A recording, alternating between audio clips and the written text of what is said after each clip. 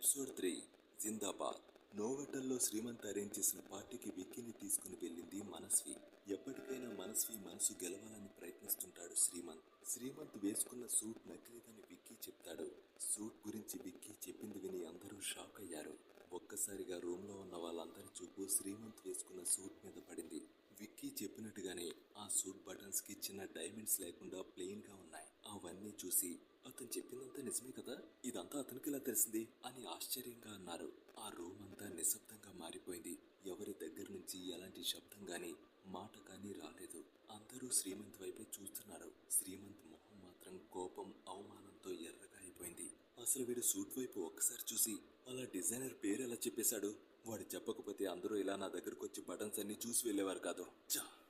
వాడి వల్లే నాకింత అవమానం జరిగింది అని మనసులో కోపంగా విక్కీని తిట్టుకున్నాడు శ్రీమంత్.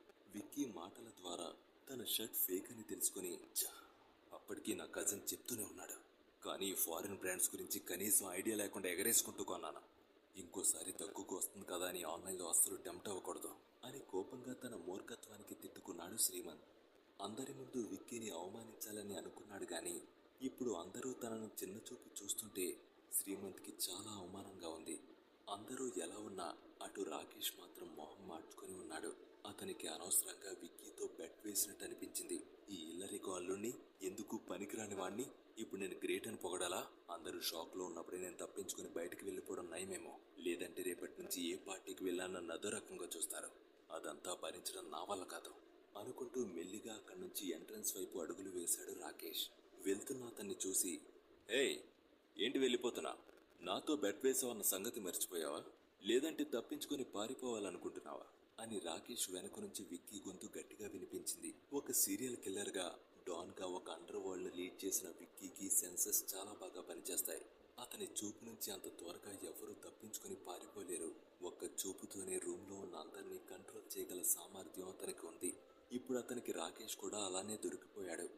విక్కీ మాటలు విన్న అందరూ తప్పించుకొని వెళ్ళిపోతున్న రాకేష్ వైపు చూశారు. అప్పటి వరకు ఎవరి గొడవలో వాళ్ళు ఉన్న అందరూ సడన్ గా తన వైపు చూడటంతో ఇక తప్పించుకోవడం తన వల్ల కాదని రాకేష్ కి అర్థమైంది. అది అని చిన్నగా తడబడుతూ అన్నాడు. అక్కడ ఉంటే అతనికి ముళ్ళ మీద కూర్చున్నట్టుగా అనిపించింది. సాధ్యమైనంత త్వరగా వెళ్ళిపోవాలని. నాకు కడుపు నొప్పిగా ఉంది, వాష్రూమ్కి వెళ్ళాలి అని చిన్నగా నవ్వుతూ అన్నాడు రాకేష్. ఎస్కేప్ అవ్వాలని చూస్తున్నావా? ఇక్కడ మన మధ్య జరిగిన ఒప్పందానికి ఇంతమంది సాక్ష్యంగా ఉన్నారు. త్వరగా దాన్ని ఫుల్ఫిల్ చేసి వెళ్ళు అన్నాడు విక్కీ. ఇంకా వేరే ఏ రీజన్ చెప్పైనా విక్కీ నుంచి తప్పించుకోవడం సాధ్యం కాదని రాకేష్ కి అర్థమైంది. ఇప్పుడు తను ఆ బెట్ ను ఫుల్ఫిల్ చేయకపోతే ఇంకెన్ని మాటలు అంటాడో అని. Vicky is great, Vicky is great, Vicky is great, Vicky is great, Vicky is great అని 5 సార్లు అన్నాడు రాకేష్. వెరీ గుడ్ అని చిన్నగా అన్నాడు విక్కీ. నిజానికి విక్కీకి మనసులో చాలా హ్యాపీగా ఉంది. ఒకప్పుడు అతను డాన్గా ఉన్న రోజుల్లో అందరూ తనకి జిందాబాద్లు కొడుతూ ఉంటే చాలా సంతోషంగా ఫీల్ అయ్యేవాడు. చాలా రోజులకి తనని ఎలా గ్రేట్ అని అనడం అతనికి పాత రోజుల్ని మళ్ళీ గుర్తు చేసింది. ఆ వెంటనే రాకేష్ డోర్ తీసుకుని అవమాన భారంతో బయటకు వెళ్ళిపోయాడు. స్టేటస్ లో తనకన్నా చిన్నవాడైన విక్కీ చేతిలో పరాభవం రాకేష్ జీర్ణించుకోలేకపోయాడు. రాకేష్ అలా సైలెంట్ గా వెళ్ళిపోవడంతో ఆ హాల్లో ఉన్న అందరూ మౌనంగా ఉండిపోయారు. విక్కీతో అనవసరంగా పెట్టుకోకూడదనే అభిప్రాయానికి వాళ్ళంతా వచ్చారు. అందుకే భయంతో కిక్కురుమనకుండా దిక్కులు చూడటం మొదలు పెట్టారు. కాసేపట్లో పార్టీ మొదలవుతుందనగా కొంతమంది రాకేష్ ఎక్కడ ఉన్నాడో, ఇంకా ఎందుకు రాలేదో అని డోర్ వైపు చూడడం మొదలు పెట్టారు. సరిగ్గా అదే టైంలో ఆ రూమ్ డోర్ ఓపెన్ చేసుకుని ఒక 30 ఏళ్ల వ్యక్తి లోపలికొచ్చాడు. అతన్ని చూసి శ్రీమంత్ మొహం మతాబులా వెలిగిపోయింది. నందు బావా, నువ్వేంటి ఇక్కడికి వచ్చావు? నేను కూడా నిన్ను పర్సనల్ గా కలిసి ఈ పార్టీకి ఇన్వైట్ చేద్దాం అనుకున్నాను, కానీ నువ్వే వస్తావని నేను అసలు ఊహించలేదు అని సంతోషంగా అన్నాడు. అతని పేరు వివేకానంద. చిన్న వయసులోనే చాలా డబ్బు సంపాదించి అతని బిజినెస్ ను ప్రపంచవ్యాప్తంగా విస్తరింపచేశాడు. ఇప్పుడు అతన్ని అందరికీ ఇంట్రడ్యూస్ చేయడం తనకు గర్వకారణంగా ఫీల్ అయ్యాడు శ్రీమంత్. విక్కీ వల్ల అందరూ అతని సూట్ గురించి మాట్లాడుకుంటున్న టైంలో ఒక ఇన్ఫ్లుయెన్షియల్ పర్సన్ తనకి తెలుసని అందరి మైండ్ డైవర్ట్ చేయొచ్చని ఆశపడ్డాడు శ్రీమంత్. కానీ అతన్ని ఆశ్చర్యానికి గురి చేస్తూ శ్రీమంత్ను పక్కకు నెట్టి అదే రూమ్ లో ఎవరి కోసమో వెతకడం మొదలుపెట్టాడు వివేకానంద. వివేకానంద చూపులు గమనించిన విక్కీకి మనసులో టెన్షన్ మొదలైంది. వేరే వైపుకు తిరిగిపోయి అతను చూసేశాడేంటి అని భయంగా మనసులో అనుకున్నాడు. అలా అనుకుంటూనే బ్యాక్ డోర్ వైపుకు నడిచి వివేకానంద ఖచ్చితంగా శ్రీమంత్ కోసమే వచ్చి ఉంటాడని, తన కోసం రాలేదని గట్టిగా అనుకున్నాడు విక్కీ. వివేకానంద చేతిని పట్టుకొని, బావా ఇక్కడ కూర్చో, నేను నీకు డ్రింక్స్ అండ్ స్నాక్స్ తీసుకొని వస్తాను అని వినయంగా చెప్పాడు శ్రీమంత్. అలా చేస్తే తన క్లాస్మేట్స్ ముందు తన పరువు నిలబడుతుందని అతను ఆరాటపడ్డాడు. శ్రీమంత్ని విసుగ్గా చూసి, రేయ్ పక్కకి జరుగు, నువ్వు నీ పార్టీ అంటూ అతన్ని పక్కకి తోసి తన పనిలో నిమగ్నమయ్యాడు వివేకానంద. నిజానికి వివేకానందకి శ్రీమంత్తో మాట కలిపేంత బాండింగ్ లేదు. శ్రీమంత్ ఫ్యామిలీ రీసెంట్ గా కన్స్ట్రక్షన్ కంపెనీ స్టార్ట్ చేసి వివేకానందతో ప్రాజెక్ట్ ని సెట్ చేసుకున్నారు. అందులో భాగంగా తండ్రితో పాటు వివేకానందను కలవడానికి వెళ్ళాడు శ్రీమంత్. అలా వాళ్ళ మధ్య దూరపు రిలేషన్ ఉందని తెలుసుకున్నాడు. పైగా ప్రాజెక్ట్ సక్సెస్ అవ్వాలని శ్రీమంత్ ఫ్యామిలీ అంతా వివేకానందని పొగడ్తలతో ముంచెత్తారు. శ్రీమంత్తో వివేకానంద సరిగా మాట్లాడకపోవడంతో అందరూ శ్రీమంత్ వైపే డౌట్ఫుల్ గా చూడడం మొదలుపెట్టారు. ఆ చూపుల నుంచి ఎలా తప్పించుకోవాలో అతనికి అర్థం కాలేదు. ఈ వివేకానంద స్టిల్ బ్యాచులర్. ఈ పార్టీలో ఎవరో అందమైన అమ్మాయిని చూసుంటాడు, అందుకే ఎగరేసుకుంటూ వచ్చినట్టున్నాడు. కొంపతీసి నా మనసు మీద కనుపడిందా ఏంటి? అమ్మో, ఇతనికి నాకన్నా డబ్బు ఎక్కువ ఉంది, మనసుని ఇంప్రెస్ చేసేస్తే ఎలా అని మనసులో కంగారుగా అనుకున్నాడు శ్రీమంత్. వివేకానంద మాత్రం శ్రీమంత్ చేష్టల్ని పట్టించుకోకుండా చుట్టూ చూస్తూ తన చూపుని బ్రాడ్ షోల్డర్స్ తో జిమ్ బాడీ మెయింటైన్ చేస్తున్న ఒక అతని మీద నిలిపాడు. 6 అడుగుల ఎత్తు, ఒత్తైన జుట్టు, సింపుల్ డ్రెస్ వేసుకుని అటువైపు తిరిగి నిలబడిన ఒక వ్యక్తిని చూసి అప్పటి వరకు తను వెతుకుతున్న వ్యక్తి దొరికాడన్న సంతోషంతో అతని దగ్గరకు వెళ్ళడానికి తన నడక వేగాన్ని పెంచాడు. తానే అయ్యుంటాడు, ఖచ్చితంగా తనే. మళ్ళీ నేనితన్ని నా లైఫ్ లో చూస్తాననుకోలేదు అని మనసులో అనుకుంటూ నడిచాడు వివేకానంద. కొన్నేళ్ల క్రితం వివేకానందకు ఇప్పటికన్నా ఎక్కువ ఆస్తి, చాలా పెద్ద బిజినెస్ ఉండేది. ప్రపంచంలోనే నెంబర్ 1 గా ఎదిగిన అతన్ని చూడలేక అతని కాంపిటీటర్ ఒక సీరియల్ కిల్లర్ ను నియమించి అతని ప్రాణాలు తీసేయాలని చూశాడు. ఆ సీరియల్ కిల్లర్ ఎవరో కాదు, గోస్ట్. ఆ రోజు వివేకానంద ఆఫీస్కు వచ్చిన గోస్ట్ అతన్ని చంపకుండా వదిలేసి, సొసైటీకి మంచి చేసే మంచి వాళ్ళని నేనెప్పుడూ ఇబ్బంది పెట్టలేదు, నిన్ను చూస్తే నిజాయితీగా కనిపిస్తున్నా, నువ్వు కూడా చాలా పబ్లిక్ సర్వీసులు చేసావని మా వాళ్ళు చెప్పారు. కానీ ఒక్కసారి నేను డీల్ ఒప్పుకున్నాక నా వృత్తి ధర్మాన్ని నిర్వర్తించకుండా ఉండలేను. కానీ నిన్ను చంపడం కూడా నాకు ఇష్టం లేదు. అందుకే నీ ఐడెంటిటీ మార్చుకొని వేరే సిటీకి వెళ్ళి లైఫ్ని లీడ్ చేయి అని చెప్పాడు గోస్ట్ అలియాస్ విక్కీ దాదా.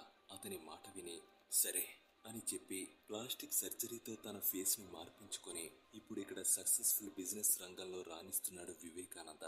అందుకే ప్రాణభిక్ష పెట్టిన గోస్ట్ కి ఇంకా కృతజ్ఞుడిగా ఉన్నాడు. గోస్టును వెనక నుంచి చూస్తూనే గుర్తుపట్టి, గోస్ట్, ఇది నువ్వే కదా అని సంతోషంతో వణుకుతున్న స్వరంలో అన్నాడు వివేకానంద. అంత పెద్ద డాన్ అయ్యుండి అతని ఇంత సింపుల్ డ్రెస్సింగ్ లో ఇంత సింపుల్ లైఫ్ ను లీడ్ చేయడం చూసి వివేకానందకు ఆశ్చర్యంగా ఉంది. వెనక్కి తిరిగిన విక్కీ వైపు చూసి షాక్ అయి, దాదా అని మోకాల మీద కూర్చున్నాడు వివేకానంద. హోటల్ సీసీటీవీ ఫుటేజ్ గమనిస్తూ అక్కడ మానిటర్లోని విక్కీ ఫేస్ ను చూసి అతను ఎవరో గుర్తుపట్టాడు వివేకానంద. కానీ నిజమా కాదా అని కన్ఫర్మ్ చేసుకోవడానికి విక్కీ ఉన్న రూమ్ కనుక్కొని అక్కడకు పరుగున వచ్చాడు. విక్కీ ఎదురుగా వివేకానంద అలా మోకాల మీద నిలబడి ఉండడం చూసి ఆ రూమ్ లో ఉన్న వాళ్ళందరూ షాక్ అయ్యారు. వరల్డ్ ఫేమస్ బిజినెస్ మ్యాన్, కొన్ని కోట్ల రూపాయలకు అధిపతి, ఇప్పుడు ఇలా ఒక సాధారణ వ్యక్తి ఎదురుగా మోకాల మీద నిలబడి ఉండడం చూసి అందరూ గుసగుసలు మొదలు పెట్టారు. ఏయ్, ఎవరు నువ్వు? నేనేమీ ఇక్కడ క్రిస్టియన్ గిఫ్ట్స్ ఇవ్వట్లేదు, నా దగ్గర నీకోసం ఎలాంటి గిఫ్ట్స్ లేవు అని సీక్రెట్ గా కన్ను కొడుతూ అన్నాడు విక్కీ. అక్కడ పరిస్థితి చూసి విక్కీ సైగ చూసి వివేకానంద పరిస్థితిని అర్థం చేసుకున్నాడు. విక్కీ గురించి ఎవరికైనా తెలిస్తే ప్రమాదం అని గ్రహించి, సారీ, నేను మిమ్మల్ని చూసి నా చిన్నప్పుడు ఫ్రెండ్ అనుకుని పొరపడ్డాను. మీరు కూడా తనలాగానే ఉన్నారు, కానీ బాగా యంగ్గా కనిపిస్తున్నారు. మిమ్మల్ని ఇబ్బంది పెట్టినందుకు సారీ అని విక్కీతో నవ్వుతూ అన్నాడు వివేకానంద. అలానే ఎవరికీ తెలియకుండా సీక్రెట్ గా తన బిజినెస్ కార్డును విక్కీ జేబులో పెట్టాడు వివేకానంద. ప్రపంచంలో మనిషిని పోలిన మనుషులు చాలా మంది ఉంటారు కదా, మీరు పొరబడి ఉంటారులే బావా అని వివేకానంద దగ్గరకు వచ్చి చెప్పాడు శ్రీమంత్. వివేకానంద విన్నాడు కానీ మౌనంగా ఉండిపోవడంతో మళ్ళీ తన గొప్పలు చూపెట్టుకోవాలనే ఉద్దేశంతో, బావా, వాడు ఒక ఇల్లరికం అల్లుడు, ఎందుకు పనికిరాడు, వాడితో నీకు మాటలేంటి, నేను ఒక యాంటిక్ పీస్ను నీకోసమే తీసుకొచ్చాను, మీరు బిజీగా లేకపోతే నాతో రండి, మీకు చూపిస్తాను, ఆ గిఫ్ట్ను నేను బాగా ఇష్టపడే అమ్మాయికి ఇవ్వాలనుకుంటున్నాను, మీ ఒపీనియన్ చెప్పండి అని అతని చేతిని పట్టుకుని తనతో పాటుగా తీసుకుని వెళ్తూ అన్నాడు శ్రీమంత్. విక్కీ గురించి నోటుకొచ్చినట్టు మాట్లాడిన శ్రీమంత్ను అక్కడికక్కడే చంపేయాలని అనుకున్నాడు వివేకానంద. తన లైఫ్ ను కాపాడి ప్రపంచాన్ని తన గ్రిప్ లో పెట్టుకున్న డాన్ ను శ్రీమంత్ అలా తీసి పారేసినట్టు మాట్లాడడం వివేకానందకు అసలు నచ్చలేదు. శ్రీమంత్ మాట్లాడే ప్రతి మాట వల్ల అతని ఫ్యామిలీ ఎంత ప్రమాదంలోకి వెళ్ళబోతుంది అనేది అతనికి తెలియడం లేదు. శ్రీమంత్కి ఏదో ఒక రకంగా బుద్ధి చెప్పాలనే ఉద్దేశంతో అతని వైపు చూసి, సరే నువ్వేం తీసుకుని వచ్చావో నేను కూడా చూస్తాను పద అన్నాడు వివేకానంద. ఆ మాటలు విన్న వెంటనే తను తెప్పించిన పెయింటింగ్ ని తీసి దాన్ని వివేకానంద చేతికిస్తూ, నేను ఈ పెయింటింగ్ ను చాలా ఖర్చు చేసుకున్నాను, దీనొకసారి చూడండి అన్నాడు శ్రీమంత్. యాంటిక్ పీసులన్నా పెయింటింగ్స్ అన్నా ఇష్టం ఉన్న వివేకానంద దాన్ని చేతిలోకి తీసుకుని పరిశీలించాడు. ఓ గ్రేట్, ఇది ఇంగ్లాండ్లో ఉన్న ఫేమస్ ఆర్టిస్ట్ డయానా గీసిన పెయింటింగ్, మంచి పెయింటింగ్ ని సంపాదించావు అన్నాడు వివేకానంద. ఆమెకు పెయింటింగ్ లో చాలా అవార్డ్స్ రావడంతో అక్కడ ఉన్న చాలా మందికి ఆ పేరు తెలుసు. కాబట్టి వాళ్ళందరూ శ్రీమంతుని పొగడ్డం మొదలు పెట్టారు. నా దగ్గర ఆవిడ వేసినవి 2 పెయింటింగ్స్ ఉన్నాయి. ఆవిడ చేసిన పెయింటింగ్స్ గురించి, ఆర్ట్ వర్క్ గురించి నాకు బాగా ఐడియా ఉంది అన్నాడు వివేకానంద. ఓ సూపర్ అన్నాడు శ్రీమంత్. ఆ తర్వాత ఆ పెయింటింగ్ ని చూస్తూ దాన్ని పక్కన వాళ్ళకి ఇచ్చి, దీనికి నువ్వు చాలా ఖర్చు పెట్టుంటావు కదా అని శ్రీమంతును అడిగాడు వివేకానంద. జస్ట్ 30 లక్షలు అంతే, ఇప్పుడు అంత చిన్న అమౌంట్ ను మెన్షన్ చేయడం ఎందుకు అని గర్వంగా అన్నాడు శ్రీమంత్. అందరూ ఆ పెయింటింగ్ గురించి మాట్లాడుకుంటూ ఉండగా శ్రీమంత్ దాన్ని కాస్ట్ చెప్పడంతో అందరూ సర్ప్రైజ్ అయ్యారు. వివేకానంద దాన్ని చూసి, ఇది ఆప్షన్ లో పెడితే 50 లక్షల నుంచి ₹1,00,00,000 దాకా వస్తుంది, నీకు మంచి ప్రాఫిట్ అన్నమాట అన్నాడు. నాకు ఆప్షన్ లో పెట్టాలని లేదు, నేను దీన్ని నాకు ఇష్టమైన అమ్మాయికి ఇవ్వాలనుకున్నాను అని మనస్వి దగ్గరకు వెళ్తూ, నీకిలాంటి ఆర్ట్స్ అంటే ఇష్టమని నీకోసమే తీసుకున్నాను మనస్వి అని అందరి ముందు దాన్ని ఆమె చేతిలో పెట్టాడు శ్రీమంత్. ఆ ఫేక్ పెయింటింగ్ ని ఇచ్చేస్తే నా వైఫ్ నీకు పడిపోతుంది అనుకున్నావా అని వెనక నుంచి కోపంగా విక్కీ గొంతు వినిపించింది. అతని గొంతు విని అందరూ షాక్ అయి, ఇప్పుడు మళ్ళీ దీన్ని కూడా ఫేక్ అంటున్నాడు ఏంటని మాట్లాడుకోవడం మొదలు పెట్టారు. శ్రీమంత్ ఇచ్చిన పెయింటింగ్ నిజంగా ఫేకా లేదా విక్కీ కావాలని అలా అంటున్నాడా? అదంతా చూస్తున్న వివేకానంద ఎలా రియాక్ట్ అవుతాడు, మనస్వి రియాక్షన్ ఏంటి తెలుసుకోవాలనుందా? అయితే తర్వాత ఎపిసోడ్స్ వినండి మరి.